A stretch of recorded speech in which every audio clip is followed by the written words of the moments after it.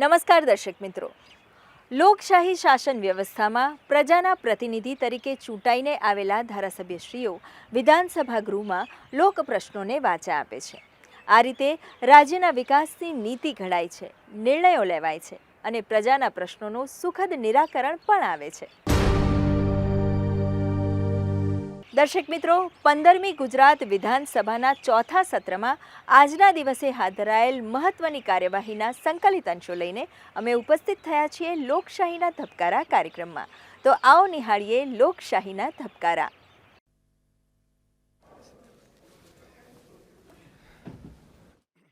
Order માન્ય શ્રી પાયલબેન કુકરાની।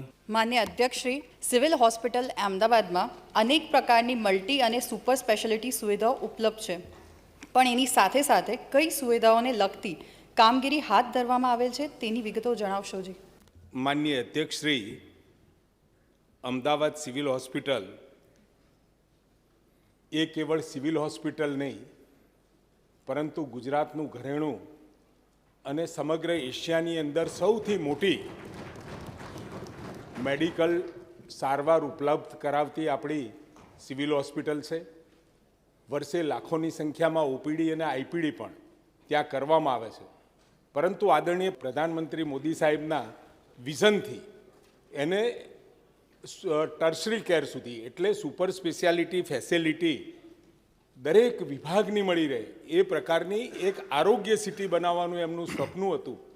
માન્ય અધ્યક્ષશ્રી, એ કામ હવે પૂર્ણતાના અંતમાં છે।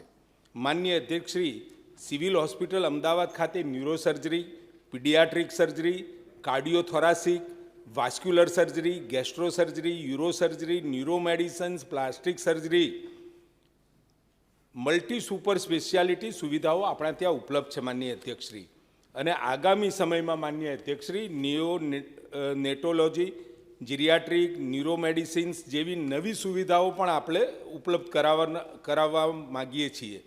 આ ઉપરાંત માન્ય અધ્યક્ષશ્રી, જો આપણે નવી કામગીરી જોઈએ તો માન્ય અધ્યક્ષશ્રી, ત્યાં હાલમાં મેડિકલ ગર્લ્સ હોસ્પિટલ 528 વિદ્યાર્થીની ક્ષમતા, 51 કરોડના ખર્ચે પ્રગતિ હેઠળ 840 દર્દીના સગા રહી શકે તેવી સુવિધા, 280 દર્દીના સગા એક સાથે જમી શકે તેવી કેન્ટીન અને 8 દુકાનની સુવિધા, માનનીય અધ્યક્ષશ્રી 36 કરોડના ખર્ચે એ પણ પ્રગતિ હેઠળ।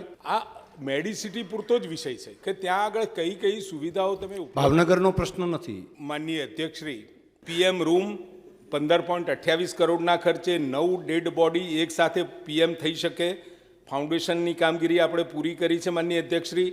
સ્પેશિયલ રૂમ 102 દર્દીઓનો સમાવેશ થઈ શકે તેવું સ્પેશિયલ રૂમનું કોમ્પ્લેક્સ, ફાઉન્ડેશનની કામગીરી પ્રગતિ હેઠળ 63 કરોડ, 900 બેડની જનરલ હોસ્પિટલ અને 500 બેડની ચેપી રોગની હોસ્પિટલ, માનનીય અધ્યક્ષશ્રી 900 બેડની ક્ષમતા, double basement parking, 500 4 wheeler, 5000 2 wheeler અને 2000 દર્દી અને દર્દીના સગાવાલા એક સાથે બેસી શકે તેવી ઓપીડી ડીપીઆર માનનીય અધ્યક્ષશ્રી મંજૂરી હેઠળ છે। માનનીય અધ્યક્ષશ્રી, 570 કરોડના ખર્ચે આ નવી વ્યવસ્થા આપણે ત્યાં ઊભી કરવા જઈ રહ્યા છીએ। પીજી હોસ્ટેલ, 400 વિદ્યાર્થીઓની ક્ષમતા, 200 વિદ્યાર્થીઓ એક સાથે જમી શકે તેવી કેન્ટીન વહીવટી મંજૂરી મળી ગઈ છે। 74.64 કરોડ એટલે કે 75 કરોડ। ડેન્ટલ હોસ્પિટલ માનનીય અધ્યક્ષશ્રી, ડેન્ટલ હોસ્પિટલ ગ્રાઉન્ડ વત્તા 7 માળ ટેન્ડર મંજૂર, 100.23 કરોડ એટલે 910 કરોડના ખર્ચે ખૂબ મોટી વિશાળ એવી આ આરોગ્ય સિટીની અંદર, મેડિસિટીની અંદર એટલી બધી ઉપલબ્ધતા આપણે કરી રહ્યા છીએ આરોગ્ય માટેની કે જેથી કરી રાજ્ય તો નહીં પરંતુ આજુબાજુના રાજ્યો પણ મોટા પ્રમાણમાં અહીંયા સગવડતા મેળવી શકે એવું આરોગ્ય ધામ આપણે વિકસાવવા જઈ રહ્યા છે માનનીય અધ્યક્ષશ્રી। આરોગ્ય ધામની સાથે મેડિસિટીમાં મેડિકલ ટુરિઝમ જે શબ્દ એ આ ભારતીય જનતા પાર્ટીમાંથી આવ્યો છે કે આરોગ્ય ધામ કેવા હોવા જોઈએ અને અહીંયા આગળ કેવળ રાજ્ય બહારના લોકો સારવાર કરાવવા આવે એવું નહીં, પરંતુ દુનિયાભરમાંથી સારવાર કરાવવા આવે અને અહીંયા સસ્તી સારી સગવડો સારવાર અહીંયા મળી રહે અને અહીંયા સસ્તી સારવારના કારણે આજે પણ માનનીય અધ્યક્ષશ્રી આપણી યુએન મહેતામાં કેન્સરમાં પછી આઈકેડીઆરસીમાં આ બધી જગ્યાએ દૂર સુદૂરથી લોકો આવી અને પોતાની સારવાર કરાવી જાય છે. માનનીય અધ્યક્ષશ્રી આ નવો કન્સેપ્ટ અત્યાર સુધીમાં માનનીય અધ્યક્ષશ્રી રાજ્યના દર્દીઓ બહારના દેશમાં જઈ અને સુવિધાઓ મેળવતા હતા આરોગ્ય સારવારની, પરંતુ સમગ્ર સારવાર અહીંયા ગુજરાતમાં જ મળી રહે અને માનનીય અધ્યક્ષશ્રી મેડિસિટીનું સ્વપ્ન એ અહીંયા પૂરું થાય છે. પરંતુ જ્યાં એ પૂરું થતાની સાથે રાજ્યની અંદર મધ્ય ગુજરાત, દક્ષિણ ગુજરાત, જામનગર અને ભાવનગર ખાતે પણ આગામી સમયમાં આવી જ સુવિધાઓ ક્યાં ઉપલબ્ધ થાય એ માટે સરકારે આદરણીય ભૂપેન્દ્રભાઈ પટેલ સાહેબની સરકાર અને કનુભાઈના સહકારથી માનનીય અધ્યક્ષશ્રી આ બાબતની આપણે શરૂઆત કરી ચૂક્યા છીએ અને ધીમે ધીમે માનનીય અધ્યક્ષશ્રી આવતા સમયમાં ગુજરાતનો એક પણ ઝોન એવો બાકી નહીં હોય કે જ્યાં આગળ મલ્ટી સ્પેશિયાલિટી સુવિધાઓ આપણને નહીં મળતી હોય. માન્ય શ્રી કરશનભાઈ. મોદી સાહેબે 10 લાખ રૂપિયાની આપણે મર્યાદા આવકની કરી ઓપરેશન કરાવવાની, તે કયા કયા પ્રકારના ઓપરેશન થાય અને કઈ કઈ સિવિલમાં એના ઓપરેશન કરવામાં આવે અને 4 થી 10 લાખનો અમલ કરવામાં આવશે. માનનીય અધ્યક્ષશ્રી લગભગ 2500 ઉપરની સારવાર અને હોસ્પિટલો એટલે એ આખું મોટું લિસ્ટ છે કે જેની અંદર કયા ઓપરેશન્સ કઈ સિવિલમાં તો કોઈ ખર્ચ તમે લેતા જ નથી ને? ના, સિવિલમાં તો આમ પણ નથી લેતા, પરંતુ માનનીય અધ્યક્ષશ્રી આપણે જે PMJY માં જે કાર્ડ છે એ કાર્ડ આપણે ચોક્કસ માગીએ છીએ જેથી કરી ત્યાં પણ આપણે જે ક્લેમ કરીએ એ ક્લેમના રૂપિયા એ જે તે વિભાગને જે હોસ્પિટલને મળે એટલે એના ડેવલપમેન્ટમાં આ રૂપિયા પણ માનો કે ખાનગી હોસ્પિટલને આપીએ છીએ તો આ સરકારી હોસ્પિટલમાં પણ આપણું આયુષ્યમાન કાર્ડના ક્લેમ આપણે નોંધીએ છીએ અને એ કાર્ડ થકી જે આવક થાય છે એમાંથી ડૉક્ટરો અને આરોગ્યની સુવિધાઓ એટલે ત્યાં આગળ જે આપણી રોગી કલ્યાણ સમિતિ છે એમાં પણ ફાળો જમા થાય છે કે હોસ્પિટલ પોતે પોતાની રીતે ડેવલપમેન્ટ કરવું હોય તો એ રોગી કલ્યાણ સમિતિમાં જમા થયેલા ફંડથી એ આગળ વધારી શકે. માન્ય શ્રી ઉદયભાઈ કાનગડ. માનનીય અધ્યક્ષશ્રી, ગીર અભયારણ્ય ખાતે પ્રવાસીઓ માટે સરકાર દ્વારા શું સગવડો કરવામાં આવેલ છે? માનનીય અધ્યક્ષશ્રી, સાસણગીર ખાતે સિંહ સદનમાં reception centre, souvenir shop, inter presentation zone, wood gazebo, exiting gazebo, pathway, parking, સિંહ દર્શનની સુવિધા તેમજ નેચર કેમ્પ સાઇટ ખાતે માનનીય અધ્યક્ષશ્રી information kiosk, kitchen area, hand wash area, dining hall, પાઠશાળા, open library, boys and girls dormitory, teacher tent, overhead water tank, parking. એ જ રીતે ગીર ઓર્બોરેટમની અંદર માનનીય અધ્યક્ષશ્રી souvenir shop, training centre, reception gazebo, water counter, parking, children play area, આમ વિવિધ પ્રકારની સુવિધાઓ આ અભિયાનની અંદર આપવામાં આવે છે. ડૉક્ટર હસમુખભાઈ પટેલ. માનનીય અધ્યક્ષશ્રી, 31/12/23ની સ્થિતિએ છેલ્લા 2 વર્ષમાં GMERS હેઠળ કેટલી નવી મેડિકલ કોલેજો મંજૂર થઈ અને સાથે સાથે એ નવી મેડિકલ કોલેજનું ભંડોળ કોના દ્વારા અને કઈ રીતે ચૂકવવામાં આવે છે? માનનીય અધ્યક્ષશ્રી, હાલમાં ગુજરાત રાજ્યમાં કુલ 13 GMERS સોસાયટી દ્વારા સંચાલિત આપણી મેડિકલ કોલેજ અને હોસ્પિટલો છે અને છેલ્લા ગત વર્ષે 5 નવી મેડિકલ કોલેજો આપણે આપી છે. માનનીય અધ્યક્ષશ્રી, અને આ સમગ્ર જે GMERS દ્વારા સંચાલિત જે મેડિકલ કોલેજ અને હોસ્પિટલ છે એમાં કેન્દ્ર અને રાજ્ય સરકાર એ 60-40ના ધોરણે આપણે કોલેજો ચાલુ કરી છે. માનનીય અધ્યક્ષશ્રી, 40% રાજ્યના અને 60% કેન્દ્રના એમ કરી અને અત્યાર સુધીમાં 976 કરોડ ફાળવી દેવામાં આવે. માનનીય અધ્યક્ષશ્રી, એક મેડિકલ કોલેજ બનાવી હોય એટલે એનું ઇન્ફ્રાસ્ટ્રક્ચર જે ખર્ચો છે, મહેકમનો ખર્ચો હું નથી ગણાવતો, પરંતુ જે એની કેપિટલ ઇન્વેસ્ટમેન્ટ છે માનનીય અધ્યક્ષશ્રી એ લગભગ 500 થી 550 કરોડની વચ્ચે થતું હોય છે. એટલે આ 5 મેડિકલ કોલેજો અત્યારે કાર્યરત થઈ છે. પહેલું વર્ષ, બીજું વર્ષ પણ હવે ચાલુ થઈ રહ્યું છે. માનનીય અધ્યક્ષશ્રી, ટોટલ જે આ 5 મેડિકલ કોલેજ છે 2500 કરોડ રૂપિયા ઉપરનું કેપિટલ ઇન્વેસ્ટમેન્ટ આપણે કરીશું.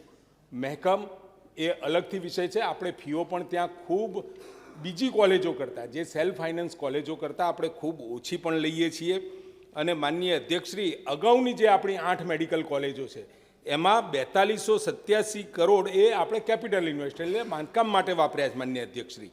અને માનનીય અધ્યક્ષશ્રી, સોસાયટીની 13 કોલેજોના સંચાલન માટે અત્યાર સુધીમાં રાજ્ય સરકારે 5244 કરોડની રકમ ફાળવેલ છે. અને જેની સામે માનનીય અધ્યક્ષશ્રી, જે ટ્યુશન ફીની આવક છે 2216 કરોડ છે.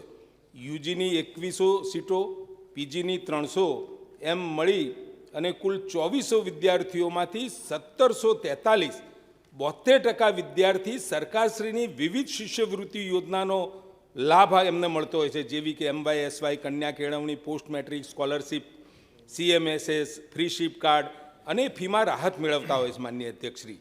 અને માનનીય અધ્યક્ષશ્રી, 13 મેડિકલ કોલેજોની જે ટ્યુશન ફીની જે અંદાજિત આવક છે 375 કરોડ સામે 13 કોલેજો અને 14 હોસ્પિટલનો અંદાજિત ખર્ચો માનનીય અધ્યક્ષશ્રી 1250 કરોડ થાય છે. જેની સામે સરકાર તરફથી કોલેજો અને હોસ્પિટલોના ખર્ચ માટે 843.21 કરોડ આપણે ફાળવીએ છીએ માનનીય અધ્યક્ષશ્રી. આ ઉપરાંત 6 સરકારી મેડિકલ કોલેજમાં યુજીની 1400 બેઠક, પીજીની 1329 બેઠકો ઉપલબ્ધ છે. 23-24માં 895 કરોડની જોગવાઈ કરેલી છે. જેની સામે આ સાહેબ સરકારી મેડિકલ કોલેજની હું વાત કરી રહ્યો છું, જેની સામે ફીની આવક 7.37 કરોડ છે. જે આપણી 13 મેડિકલ કોલેજ છે એમાં માનનીય અધ્યક્ષશ્રી કુલ સીટો 2093 છે, જેમાં MYSYમાંથી લાભ લેતા વિદ્યાર્થીઓની સંખ્યા 859 છે. કન્યા કેળવણીમાંથી લાભ લેનાર વિદ્યાર્થીનીઓની સંખ્યા 363 છે. માનનીય અધ્યક્ષશ્રી, પોસ્ટ મેટ્રિક સ્કોલરશીપ યોજનામાં 104 છે, CMSSમાં 182 છે, ફ્રી શિપ કાર્ડમાં માનનીય અધ્યક્ષશ્રી 234 છે. આમ કુલ માનનીય અધ્યક્ષશ્રી 2093માંથી 1742 વિદ્યાર્થીઓને ક્યાંક ને ક્યાંક રાજ્ય સરકાર એની ફી ભરી આપે છે, એને મદદ કરે છે માનનીય અધ્યક્ષશ્રી. એટલે આ અને મોટો ફાયદો માનનીય અધ્યક્ષશ્રી આ કોલેજોનો એવો છે કે 15% સીટો આપણે કેન્દ્રને આપી દેવી પડે, એની જગ્યાએ આ 15% એટલે 15 દુ 30 300 વિદ્યાર્થીઓ આપણે ગુજરાતના જ વિદ્યાર્થીઓને એડમિશન આપી શકીએ એવી આ વ્યવસ્થા છે. શ્રીમતી રીવાબા જાડેજા. માનનીય અધ્યક્ષશ્રી, જામનગરની ડેન્ટલ કોલેજ ખાતે યુજી અને પીજી અભ્યાસક્રમની કેટલી સીટો મંજૂર થયેલી છે અને આ અનુસંધાને બોયઝ અને ગર્લ્સનો રેશિયો શું છે? માનનીય અધ્યક્ષશ્રી, જામનગર ડેન્ટલ કોલેજ ખાતે યુજી અભ્યાસક્રમમાં કુલ 125 સીટો અને પીજીમાં 19 સીટો મંજૂર થયેલ છે. અને માનનીય અધ્યક્ષશ્રી, બોયઝ અને ગર્લ્સનો રેશિયો 30:70નો છે. યુજીના કુલ 325 જેટલા વિદ્યાર્થીઓ અને પીજીના 57 વિદ્યાર્થીઓ મળી 682 વિદ્યાર્થીઓ માટે ડેન્ટલ કાઉન્સિલની જે નિયમ છે એ નિયમ પ્રમાણે 60% હોવા જોઈએ. એટલે આપણી પાસે 410 વિદ્યાર્થીઓની ક્ષમતાવાળી હોસ્ટેલ હોવી જોઈએ. એની સામે માનનીય અધ્યક્ષશ્રી, હયાત હોસ્ટેલની 400ની ક્ષમતા અને નવી બનનાર ગર્લ્સ હોસ્ટેલની 330ની ક્ષમતા એમ 730 વિદ્યાર્થીઓને સમાવી શકાય, એટલે કે 100% કરતાં વધારે ક્ષમતા આપણને ઉપલબ્ધ થશે. માન્ય મેઘજીભાઈ ચાવડા. અને અધ્યક્ષશ્રી, હોસ્ટેલની અંદર એનો બાંધકામનો સાહેબ વિસ્તાર કેટલો છે અને અત્યાર સુધીની અંદર આ બાંધકામની અંદર કેટલું કામ થયું છે અને સાહેબ અત્યાર સુધીમાં એની અંદર ખર્ચ કેટલો કરવામાં આવ્યો છે?